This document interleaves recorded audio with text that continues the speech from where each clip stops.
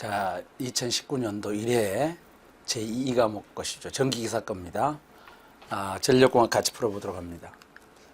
먼저 21번 문제, 송배전선로에서 도체 굵기는 같게 하고 도체 간의 간격을 크게 하게 되면 인덕턴스는 어떻게 되느냐. 우리 여러분들이 잘 알다시피 인덕턴스 수식은 L 값이 0.05 플러스 0.4605 로그 R분의 D 값이죠. 그러기 때문에 여기서 도체 간의 간격, 등가성간거리죠. 이게 등가성간거리를 크게 하면은 당연히 인덕턴스도 증가하게 되죠. 그러므로 이 수식은 여기 인덕턴스 이 수식을 우리가 알고만 있으면 누구나 쉽게 답을 얻을 수가 있습니다. 그리고 요 등가성간거리가 R분의 D 값이 크면 인덕턴스는 증가하고 정전 용량은 감소하게 되죠. 그래서 정답이 커진다. 이게 정답이 되겠습니다. 다음 22번 문제입니다. 동일 전력을 동일 성간전압, 동일 역률로 동일 거리에 보낼 때 전선의 총 중량이 같게 되면 삼상 3선식일 때와 단상 2선식일 때의 전력 손실 비를 구하라 그랬죠. 자, 전력 손실 비를 구하려고 하게 되면은 이 전력 손실 비는 전선 중량 등 나머지 것들이 전부 일정하게 가해져야 되고, 손실이라는 말의 의미가 손실 P의 L값은 I제곱 3상이면 3I제곱 R로 되죠. 그래서 이 수식에다가 집어넣고 계산을 해야 되는데, 단상 2선식일 때 하고 삼상 3선식일 때, 단상 2선식을 기준으로 삼상 3선식을 계산해 달라는 뜻이죠. 이걸 알기 위해서는 여기 해보시면 알겠지만은 여기 수식, 이 수식에서 단상 2선식일 때 손실은 단상 2선식이 두 선이죠. 그 다음에 단상 2선식일 때 전류죠. 제곱이죠. 단상 2선식일 때 저항일 것이고요. 이걸 기준으로 세 가닥이죠. 삼상 3선식, 삼상 3선식일 때 전류요. 그 다음에 삼상 3선식일 때 저항값이죠. 요 비를 구하면 되는 거 아닙니까? 손실이라는 게 3상인 경우 3i제곱 R 값이 되니까 단상은 2i제곱 R이죠. 그러면 요 값을 다시 쓰게 되면 2분의 3 곱하기 단상 2선식하고 삼상 3선식의 전류비의 제곱 곱하기 저항의 비, 단상 2선식하고 삼상 3선식의 저항의 비를 구하면 되겠죠. 그래서 이제 여기에서 여기 전류비하고 저항의 비를 알아야 되는데, 먼저 전류비를 구하는 방법이 동일 전력에서 구하죠. 그러면 전력을 써보면 될 거 아닙니까? 단상 2선식일 때 전력은 VI죠. 그 다음에 삼상 3선식일 때 전력은 루트 3 VI였고요. 여기 수식에서 전압이 같다고 그랬으므로 여기서 전류의 비를 구할 수가 있죠. 단상 2선식분의 단상 삼상 3선식은, 자, 여기서 단상 2선식분의 삼상 3선식은 루트 3분의 1이 됨을 알 수가 있죠. 그래서 이 값이 이제 루트 3분의 1의 제곱이란 뜻이고요. 그 다음에 저항의 비를 알면 되잖아요. 저항의 비는 중량이 동일하다는 조건에서 구하게 되는 겁니다. 중량이 동일하다는 말은 전선량, 단위 질량을 오메가라고 하게 되면 이 오메가하고 그 다음에 단위 질량은 같다고 봐야 되죠. 단위 질량. 단위 질량이란 말은 최적 질량으로서 킬로그램 퍼 세제곱미터 말하죠. 이것은 같은 재료를 쓰기 때문에 같다고 보고 여기 안 적혀 있는 거죠. 그러면 단위 최적에다가 최적을 곱해주면 되잖아요. 단상 2선식일 때는 2, 단면적 곱하기 거리. 삼상 3선식일 때는 세 가닥이죠. 단면적 곱하기 거리죠. 거리는 같으니까 없애버리고 여기에서 저항의 비를 구하게 되는데, 저항값은 로 A분의 L이기 때문에 저항하고 단면적은 반비례가 되거든요. 반비례가 되기 때문에 저항의 비는 단상 2선식분의 삼상 3선식의 저항의 비는 단면적과 반비례하기 때문에 바꿔 쓰면 되죠.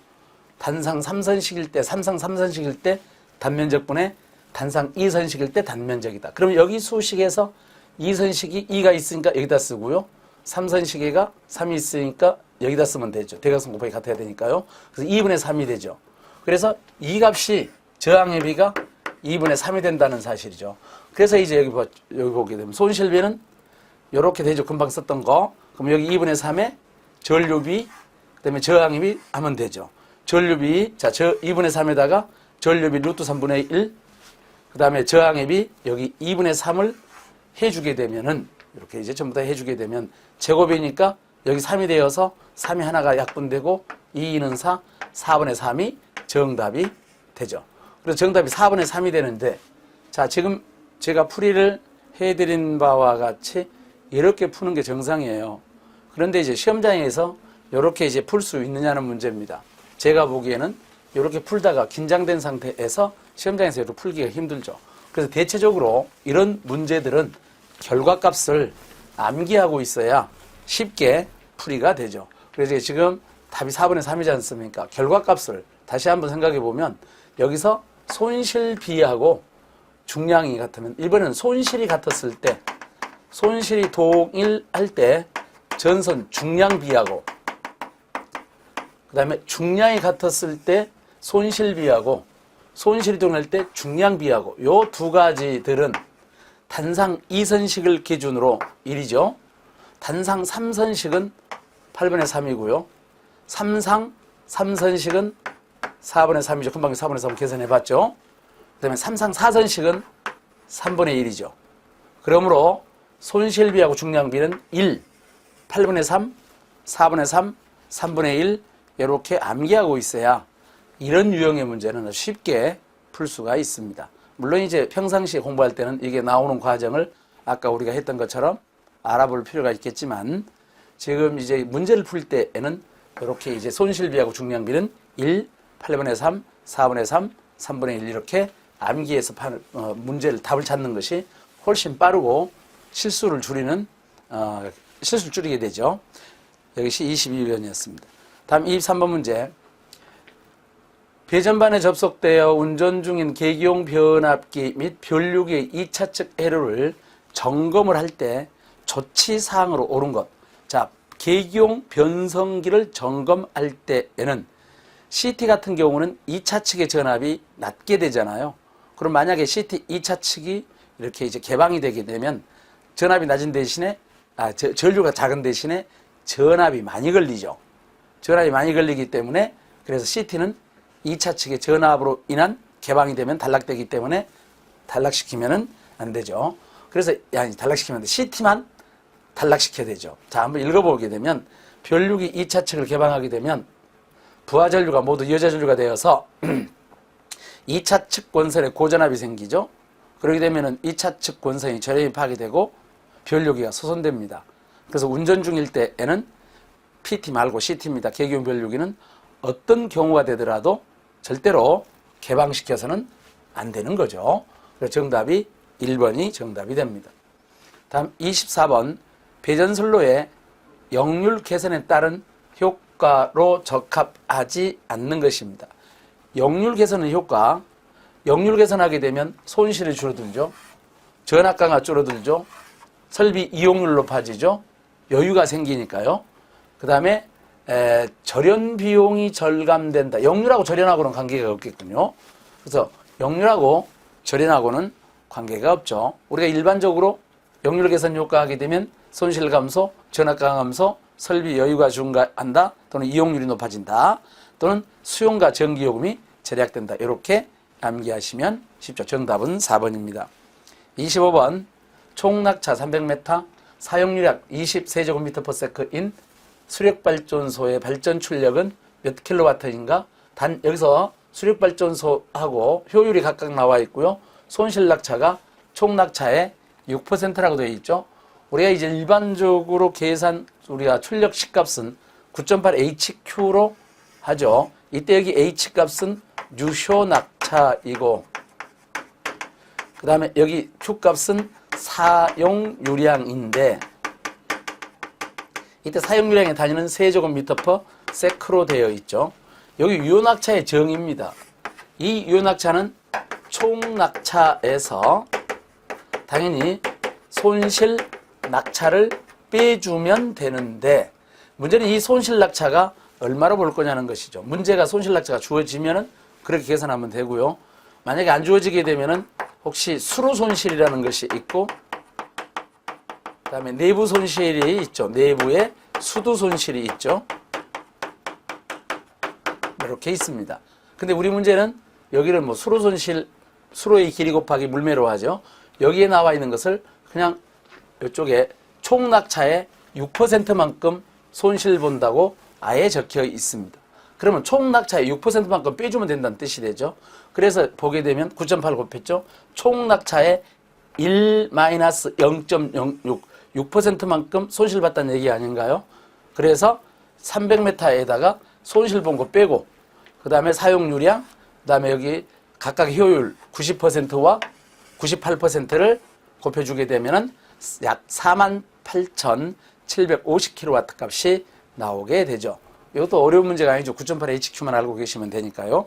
그래서 정답은 1번이 답이 됩니다. 다음 문제입니다. 수전단을 단락한 경우 송전단에서 본 임피던스가 330ohm입니다. 그 다음에 수전단을 개방했을 때 어드미턴스가 1.875 곱하기 10의 마이너스 3승으로 되어 있습니다. 1.875 곱하기 10의 마이너스 3승이죠. 로 되어 있습니다.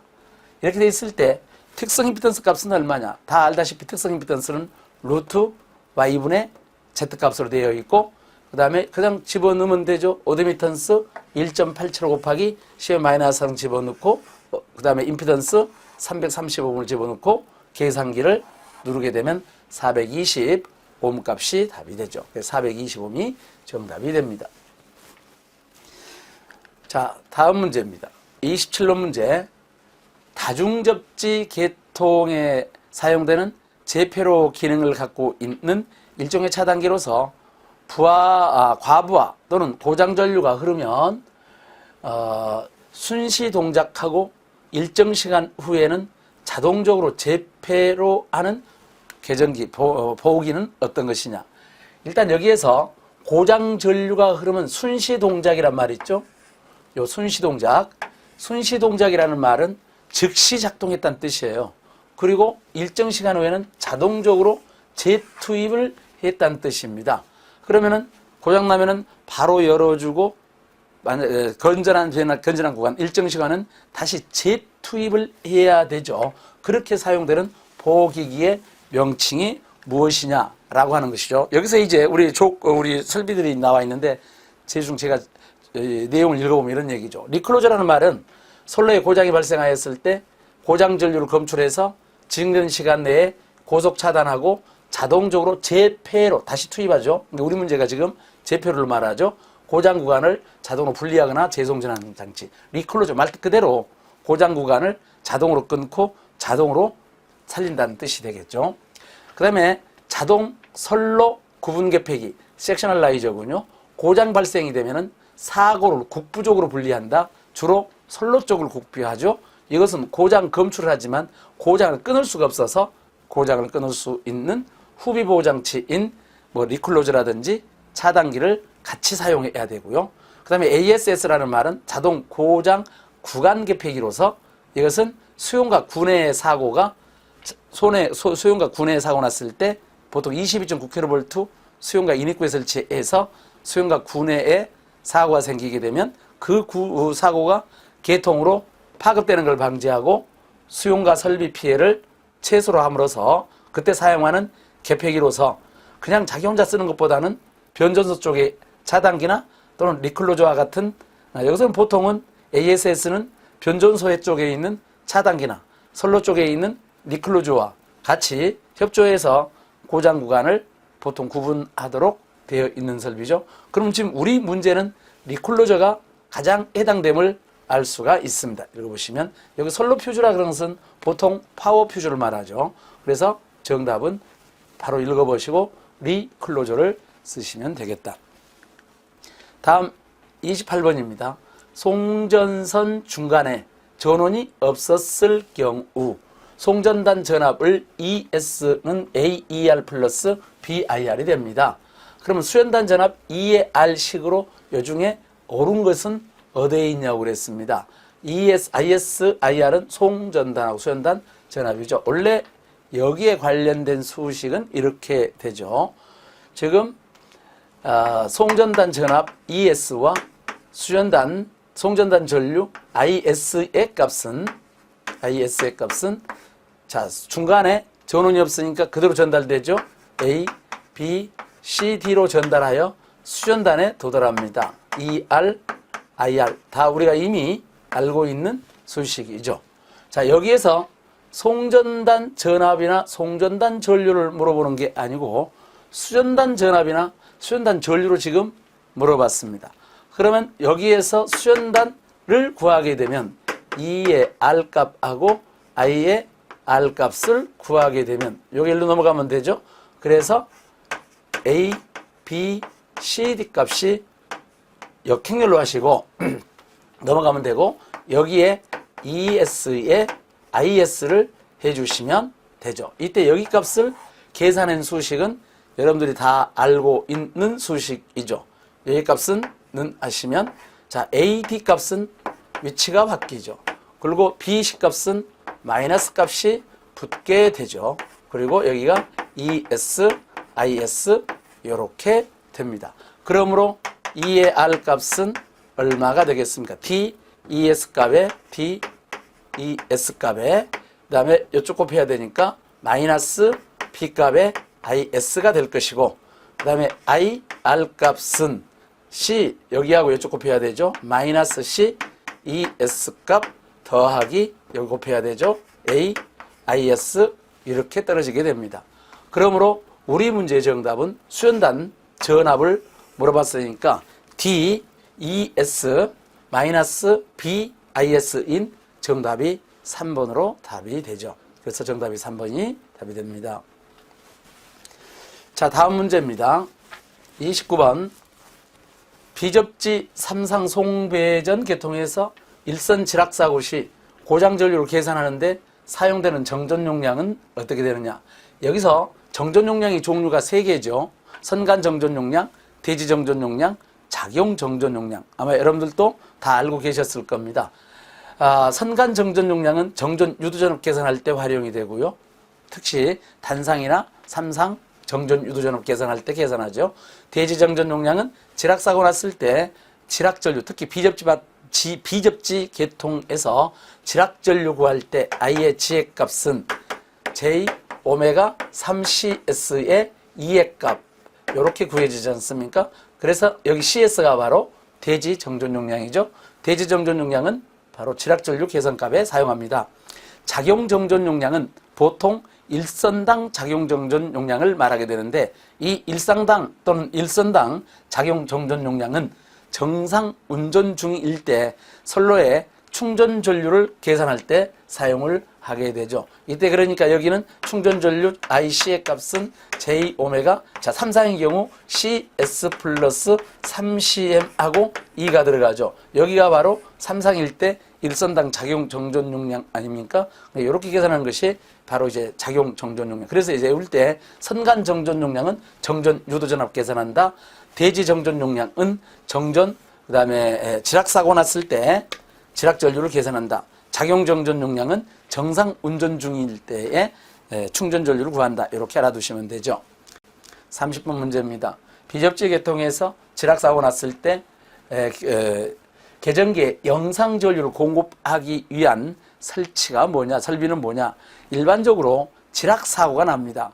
지락 사고가 생기면 그 애로는 대칭분 해석을 하고 그 대칭분 안에는 반드시 지락 성분이 포함되어 있죠. 영상분이 포함되어 있죠. 그 영상분을 ZCT는 지락 사고가 생기게 되면 영상 전류를 검출하는 장치이고 그 다음에 GPT는 지락 사고가 발생했을 때 영상 전압을 검출하는 장치이고 그래서 이런 영상분을 검출해서 지락 계전기를 작동시키는 거죠. 자, OCGR, OVGR 또는 뭐 DGR, SGR 이와 같은 것들. 그래서 영상 전류를 공급하기 위해서 설치하는 설비는 ZCT 영상 변류기가 정답이 됩니다.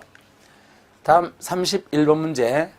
이상 전압의 파고치를 저감시켜 전력 사용 설비를 보호하기 위해 시설하는 것은 당연히 피레기인지 읽으면 바로 알아야 되죠. 그래서 피레기는 다 알다시피 이상 전압 내습을 할 때 피레기의 단자 전압이 어느 일정값 이하로 올라가면 즉시 방전해서 전압 상승을 억제하는 것이죠. 그리고 이상전압이 없어지면 평상시 상용주파 전류, 특히 송류 같은 경우가 대지로 하나도 흐르지 못하게 막아줘야 되죠. 그래서 이상전압이 없어지게 되면은 일정값 이하가 되게 되면은 또는 방전을 즉시 정지해서 원래 송전 상태로 돌아간다는 말이 송류를 차단한다 이렇게 되죠. 그래서 여기서 이상전압 파고 고체를 저감시키는 것은 피레기. 여기 전력 사용 설비 중 주보장치가 변압기이죠.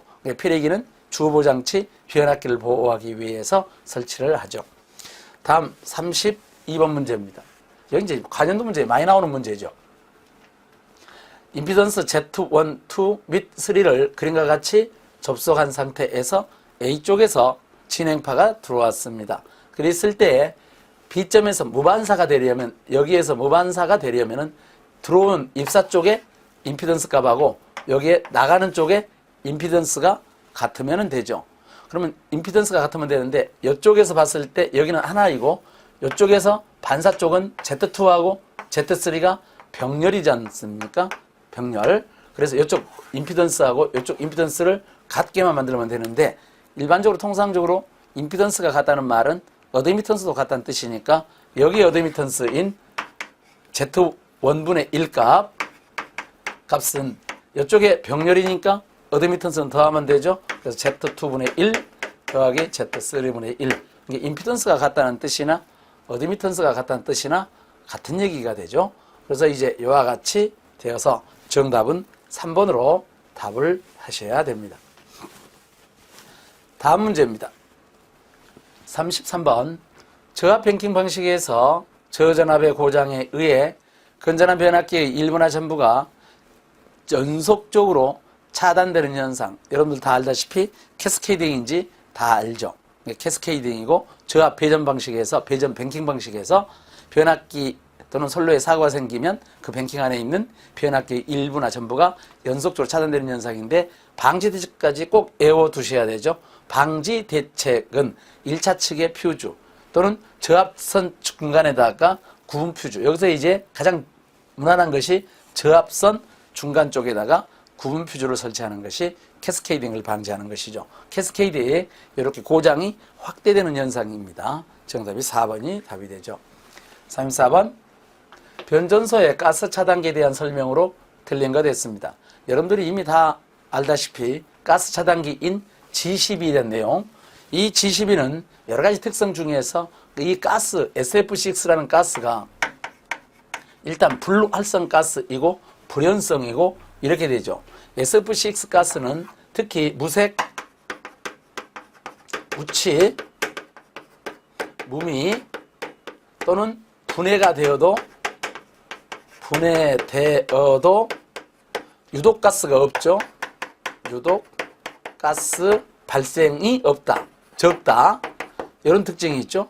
그리고 여기에 나와 있는 가스 차단기는 공기 차단기와 달리 밀폐된 용기 안에 들어가기 때문에 소음이 적고요. 설치 면적이 크다는 단점이 좀 있고요. 그 다음에 부수 점검이라든지 횟수가 감소하고요. 전류 절단에 의한 이상전압이 별로 생기지 않고요.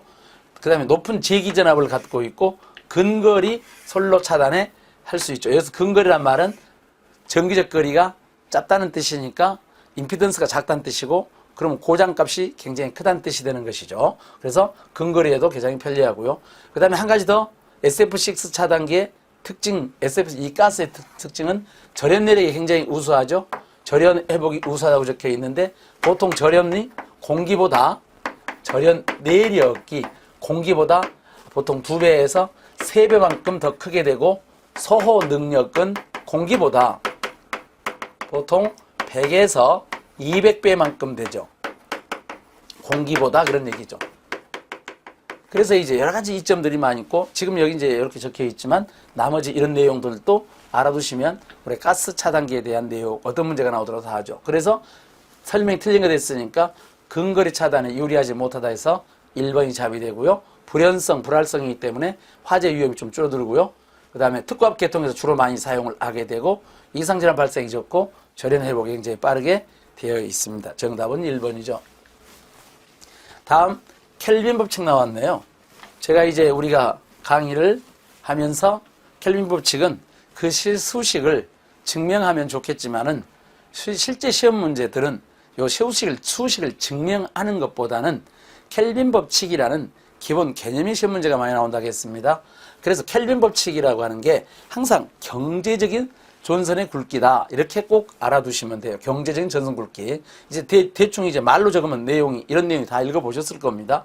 전선 단위 길이 내에서 연간 손실되는 전력량에 대한 전기 요금하고 단위 길이의 전선값에 대한 금리라든지 감가상각비 등의 연간 경비의 합계액이 같아졌을 때에 그때 전선 단면적이 가장 경제적이다라고 하는 것을 켈빈이 이제 밝힌 것이고, 이걸 우리는 켈빈 법칙이라고 하며, 켈빈 법칙은 항상 경제적인 전선 굵기 선정을 할 때 사용한다. 이렇게 결과론만 딱 알아두시면, 요거 내용 안 외워도 돼요. 그냥 경제적인 전선 굵기 켈빈 법칙 이렇게 아시면 됩니다. 다음 36번 보계전기의 반환시 정환시. 우리가 이미 다 알다시피 계전기의 시한 특성은 순환시, 정환시, 반환시 이렇게 세 가지가 있죠.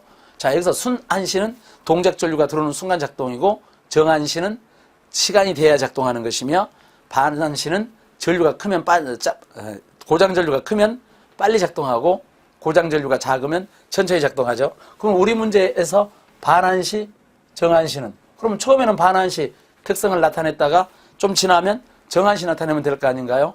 그렇기 때문에 동작 전류가 크면은 처음에는 반환시 특성을 나타낸다. 클수록 짧아진다. 어떤 전류 이상이 되면은 동작 전류 크기에 관계없이 일정한 시간을 되는 게 정환시죠. 그래서 처음에는 반환시, 그 이상이 되면 정환시를 나타내는 것이 반환시라는 정답이 4번이 답이 됩니다. 다음 37번 단도체 방식과 비교했을 때 복도체 방식의 특징이 아는 것. 자, 우리 복도체, 다도체 방식의 특징 다 알고 계실 겁니다. 그죠? 자, 복도체, 다도체, 인덕턴스하고 리액턴스는 감소한다. 그 다음에 정전 용량하고 송전 용량은 증가한다. 정전 용량하고 충전 용량하고 송전 용량하고 증가한다. 그래서 안정도가 좋아진다. 전력계통의 송전 용량이 커서 안정도가 좋아진다. 또 복도체를 사용하면 전선 중앙에서부터 전선 표면까지 등가 거리가 단도체보다 커지기 때문에 전선 표면의 전위 경도를 줄여서 코로나 임계 전압을 높게 하기 때문에 궁극적으로 코로나 방전 전압을 높게 잡아주죠. 그리고 이 말은 코로나 방전을 효과적으로 전선에서 제어할 수 있다는 뜻이 되는 거죠. 그렇기 때문에 이렇게 되죠. 복도체. 그래서 초고압 송전 계통에서 주로 많이 사용하는 것이고요. 자, 이런 문제에서 특징이 아닌 것, 안정 높죠. 인덕턴스 감소하죠. 용량이 증가하죠. 코로나 임계 전압이 감소하는 것이 아니라 전선 표면의 전위 경도가 줄어들어서 코로나 임계 전압이 올라간다는 뜻입니다. 그래서 코로나가 방지가 되는 것이죠. 임계 전압이 상승하게 되니까요. 정답은 4번으로 답을 썼습니다. 다음 문제입니다. 일선 지락 사고 났을 때 지락 전류가 가장 작은 송전 계통이죠. 지락 전류가 제일 작으려면 서울리액터 방식을 써야 되죠. 여러분 잘 알다시피 서울리액터는 중성점에 있는 리액터 값하고 선로의 대지 정중용 값하고 병렬 공지를 이용하죠. 서울리액터의 원래 원리가 LC 병렬 공지를 이용하기 때문에 LC 병렬 공지는 어드미턴스를 최소로 하여 그 다음에 전류값이 최소가 되는 게 병렬 공진이기 때문에 서울리액터 방식을 써야 지락 전류가 가장 적게 되죠. 지락 전류가 제일 큰 것은 직접 접지 방식이고, 직접 접지 중에서도 다중 접지가 더 크죠. 직접 접지, 그 다음에 이제 저항 접지하고 비접지가 있는데, 저항 접지 값이 그 다음이고, 그 다음에 비접지이고, 그 다음에 서울리액터인데, 서울리액터는 거의 지락 전류가 흐르지 않죠. 39번 수차의 캐비테이션 방지 책임입니다. 흡출수를 증대시키면 안 되죠. 여기 답이군요. 그 다음에 과학 운전을 피하고요. 속도의 비속도를 크게 잡으면 안 되고요. 침식에 강한 재료를 사용해야 되고요. 이때 여기서 캐비테이션이 뭘 말하게 되느냐. 이때 캐비테이션이라는 말은 공동현상이거든요. 공동이란 말은 수차나 수압관로에서 저압부가 발생했다는 뜻이고, 그럼 고압부에서 저압부로 물이 아주 상당히 크게 소용돌이 친다는 뜻입니다. 자, 흡출수도는 반동수차에서 낙차를 증대시킬 목적으로 사용되기 때문에 낙차가 증대되면, 흡출수도가 증대되면 수차의 비속도죠. 특유속도, 비기속도가 크게 돼요. 크게 잡으면 안 된다고 했잖아요. 크게 되어서 캐비테이션이 커지게 되는 거죠. 그래서 흡출수도를 증대시키면 안 됩니다. 흡출수도가 흡출관을 이용하는 건데 이 흡출관이 낙차 증대 목적으로 사용하죠. 그래서 정답이 1번이 답이 됩니다. 다음 40번. 선간전압 154kV이고 일상의 임피던스가 J 8옴인 기기가 있었을 때 기준 용량을 100MVA로 하면 퍼센트 임피던스는 얼마가 될 것이냐. 여러분들이 퍼센트 임피던스 값 이거 수식 다 아십니다. 퍼센트 임피던스 값은 요거 말고도 또 하나가 더 있죠. 2분의 IZ 곱하기 100%가 있습니다. 자, 이 수식을 적용할 것인지, 즉 10V제곱분의 PZ를 적용할 것인지, 2분의 IZ 곱하기 100%를 적용할 것인지, 이렇게 돼 있을 때 만약에 임피던스 값 다 주어지고요, 전압도 다 나와 있고요, P가 주어져 있으면 10V제곱분의 PZ로 하는 게 편하죠. 어차피 전류를 구하려면 전압분의 전력을 해줘야 되기 때문에 이렇게 해도 되고 이렇게 해도 되는데, 한 가지 조건이 이 수식을 쓸 때는 여기에 E가 일상의 전압을 써야 되는 것이고, 여기에 쓸 때는 여기 V가 공칭 전압을 쓰시면 되죠. 그래서 여기다가 그대로 집어넣기만 하면 돼요. 10 곱하기 154의 제곱. 그 다음에 기준이 100메가라고 그랬으니까 100 쓰시고, 메가를 이쪽이 지금 킬로볼트로 되어 있잖아요. 요걸 킬로로 바꿔서 10의 3승 해주시고, 그 다음에 임피던스가 8옴이었으니까 8옴을 넣어주시면 되고, 그죠? 계산기 눌러보면 3.37%라고 바로 답이 나오게 됩니다. 그래서 정답이 3번이 답이 되죠.